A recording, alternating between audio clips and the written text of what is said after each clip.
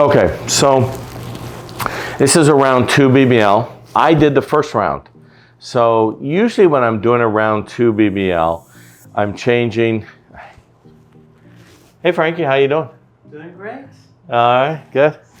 Just checking on him. Sometimes he's got the little Sudoku crossword. I don't know what's going on over there.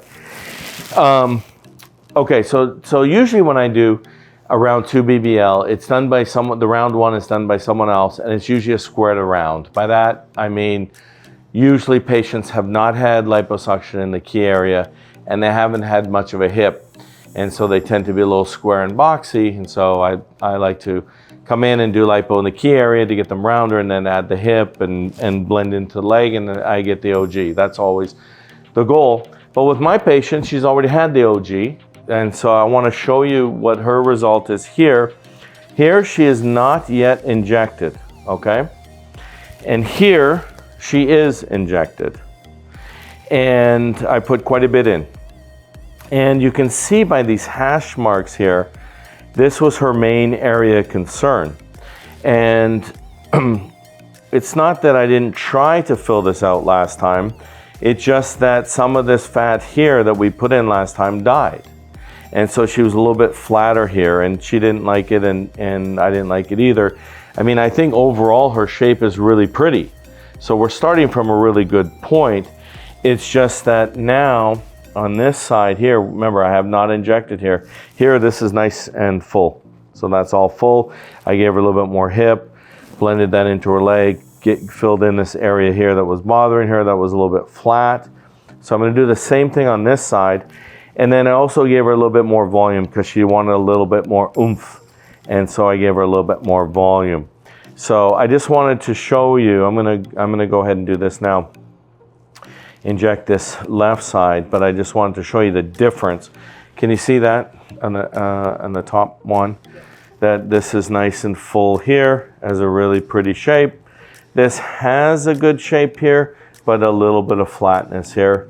So we're gonna go through and try and get that to pop out, and then we'll take a look and see what she looks like as she starts to heal.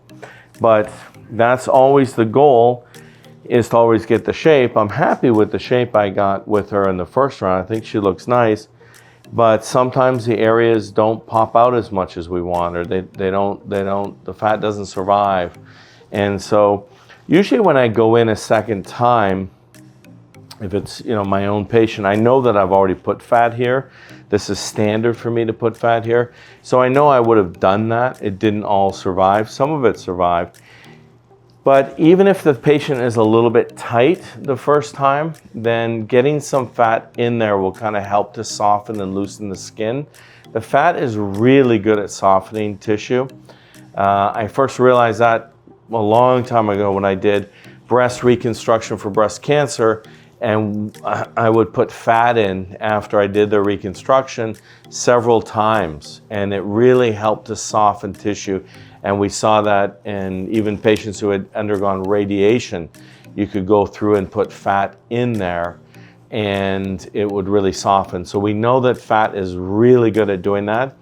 And so I think it softened her up a little bit during the round 1. We couldn't get as much in as we wanted to, but now she's a little bit softer, and I was able to get more. Like, I'm really happy with the way that looks. So, all right, let's get back to work. Okay, we're all finished, and I think she looks really nice.